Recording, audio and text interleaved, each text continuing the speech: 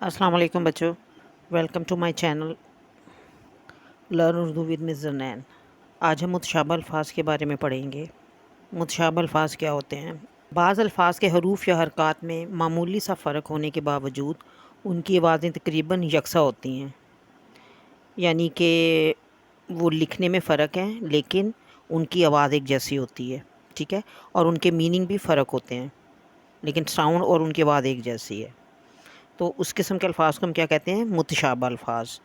तलबा आमतौर पर ऐसे अल्फाज के हिज्जों या तलफ़ुज़ का मामूली सा फ़र्क नहीं समझ पाते और वह क्या करते हैं, इन अल्फाज के लफ्ज़ों को हम मानी समझकर उनके इस्तेमाल में गलती कर जाते हैं।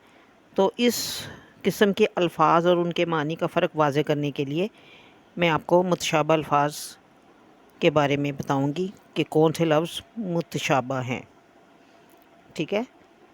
तो आपको समझ आ गई होगी बच्चों कि मैं क्या कह रही हूँ, कि ऐसे अल्फाज जो लिखने में फ़र्क हो और उनके मीनिंग भी फ़र्क हो लेकिन उनकी आवाज़ एक जैसी हो, ठीक है।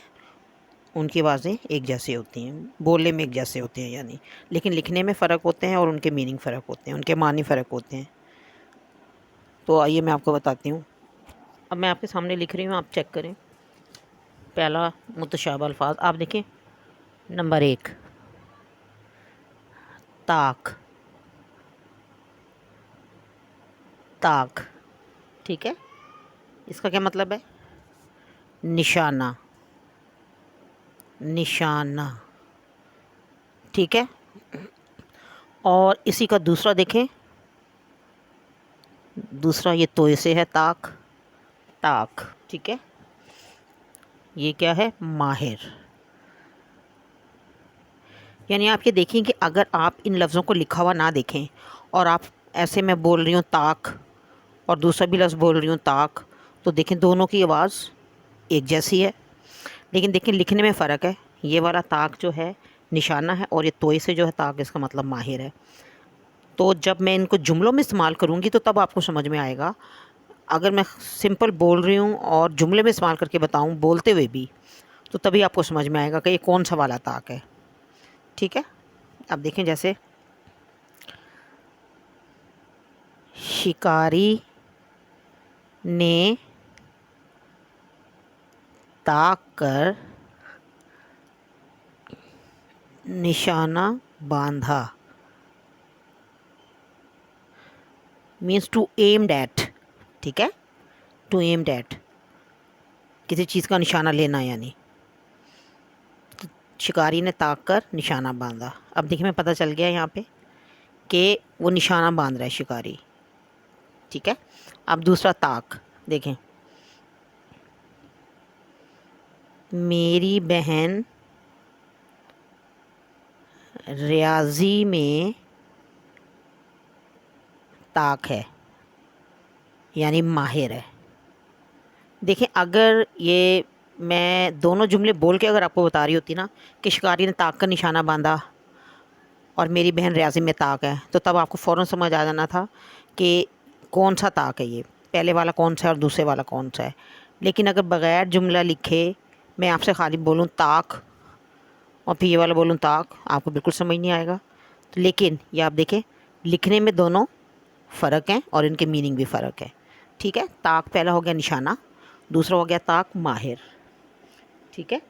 अब आगे देखें, नंबर 2 ये देखें, काश, ठीक है। हसरत या ख्वाहिश में बोला जाने वाला लफ्ज़, ठीक है। अच्छा, मैं दूसरा काश लिखती हूँ, ये देखें, दूसरा काश ये है फल का एक टुकड़ा, फल का एक टुकड़ा। तो आप ये देखें कि अगर मैं आपसे सिंपल बोलूँ काश और काश, आपको समझ नहीं आएगी कौन सा वाला काश है, ठीक है। लेकिन आप ये देखें, ये वाला काश कशक वाले काफ से है, ठीक है, इसका मानी अलग है। और दूसरा दो नुक्तों वाला काश है, काफ, तो उससे पता चल रहा है आपको कि कौन सा है इसका मीनिंग। अब मैं जुमले में इस्तेमाल करके बताऊंगी आपको। काश देखें, काश साइन ऑफ एक्सक्लेमेशन डालते हैं हमेशा, ठीक है। काश मैं इम्तिहान में कामयाब हो जाता, ठीक है, कामयाब हो जाता। अब आपको समझ आ गई। अगर मैं लिखती काश मैं इम्तिहान में कामयाब हो जाता, आपको पूरा सेंटेंस बोल के दिखाती, तो आपको फ़ौरन समझ में आ जाना था कि कौन सा काश है, ठीक है। अब दूसरा काश, मैंने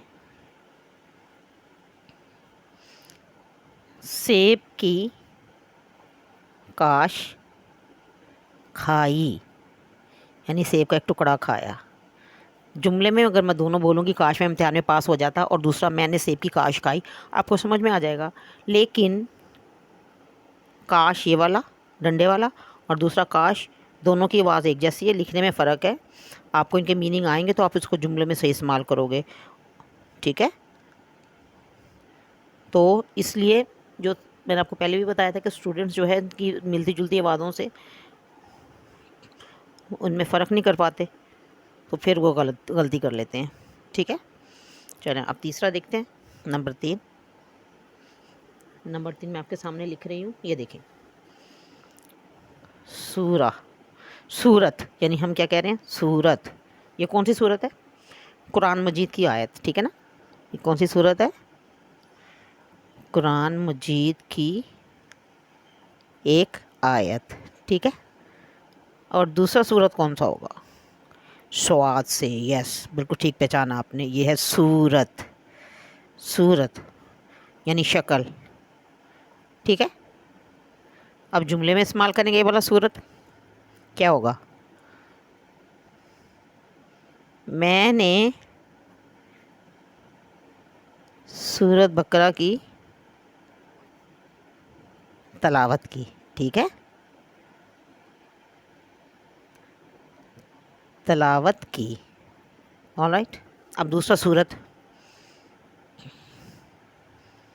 आमना की सूरत बहुत क्या है, मासूम है या बहुत भली है, ठीक है। तो ये देखें, पता चल गया आपको कौन सी सूरत है। स्वाद वाला सूरत शक्ल का हो गया, और सीन वाला कुरान मजीद की एक आयत, ठीक है। अब मैं नंबर 4 लिख रही हूँ। पहला देखें,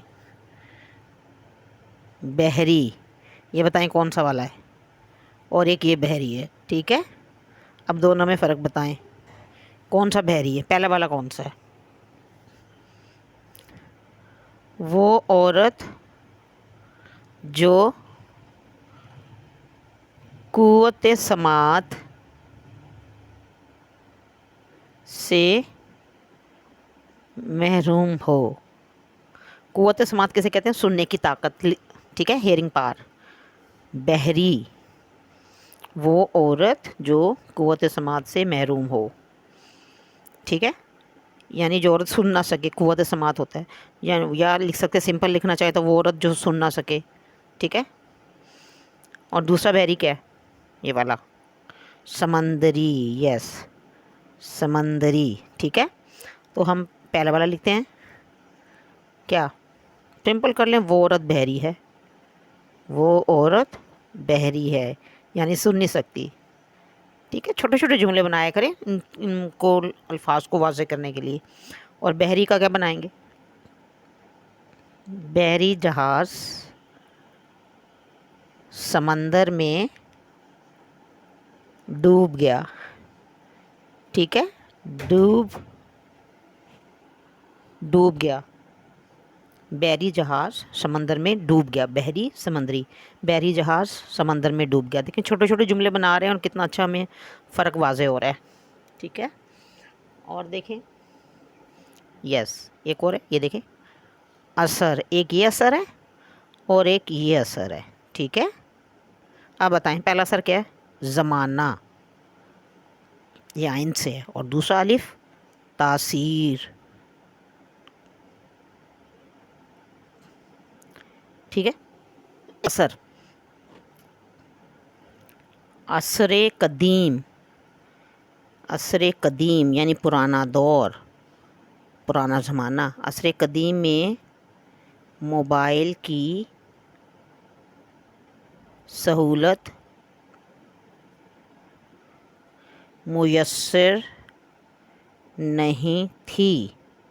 ٹھیک ہے، یعنی پرانے دور میں موبائل نہیں تھا. ہاں، یہ بھی لکھ سکتے ہیں کہ عصر جدید میں سائنس نے بہت ترقی کی ہے، یا عصر جدید میں موبائل کی سہولت موجود ہے. ٹھیک ہے. اب دوسرا اثر، ماں کی ڈانٹ کا بیٹے پر کوئی اثر نہ ہوا. ٹھیک ہے، یہ دیکھیں سمپل. دیکھیں اثر اور اثر، آواز ایک جیسی، ساؤنڈ ایک جیسی، مگر لکھنے میں فرق ہے. یہ عین سے ہے سٹارٹ اثر زمانہ، اور یہ الف سے ہے یعنی تاثیر. ٹھیک ہے، تو آپ کو بچوں یہ سمجھ آ گئی ہوگی ساری کہ متشابہ الفاظ کیا ہوتے ہیں. وہ الفاظ جن کی آواز ایک جیسی ہوتی ہے مگر ان کی املا فرق ہوتی ہے، یعنی لکھنے میں فرق ہوتے ہیں، اور ان کے میننگ بھی ٹوٹلی ایک دوسرے سے فرق ہوتے ہیں. تو اس کو ہم کیا کہتے ہیں؟ متشابہ الفاظ. یہ میں نے پوری آپ کو یہ لکھ کے اور اس کے جملے بنا کے آپ کو بتایا کہ کیا ہے. ٹھیک ہے، کہ متشابہ الفاظ کیا ہوتے ہیں. تو بچوں، امید ہے آپ کو متشابہ الفاظ کی سمجھ آ گئی ہوگی. آپ پھر متشابہ الفاظ کی لکھ کے پریکٹس کریں اور ان کو خود سے جملوں میں استعمال کریں، ان کے میننگ ذہن نشین کریں، اور یہ غور سے دیکھیں کہ کون سا طاق کون سا ہے اور یہ والا طاق کون سا ہے، یعنی ان کی املا کو بھی دماغ میں بٹھائیں. تو یہ لکھنے سے ہی آپ کو، اس کی پریکٹس کرنے سے ہی آپ کو متشابہ الفاظ کا فرق اچھی طرح سمجھ میں آئے گا. ٹھیک ہے، تو اگر آپ کو میری ویڈیو پسند آئی ہے تو اس کو لائک، سبسکرائب کرنا نہ بھولیں اور شیئر بھی ضرور کریں. ان شاء اللہ تعالیٰ اگلی ویڈیو میں آپ سے ملاقات ہوتی ہے اگلے کسی متشابہ الفاظ کے دوسرے پارٹ کے ساتھ. یہ متشابہ الفاظ حصہ اول ہے، آگے متشابہ الفاظ پارٹ 2 یعنی حصہ دوم کے ساتھ میں حاضر ہوں گی. تب تک کے لیے اجازت دیجیے. اللہ حافظ. جزاک اللہ.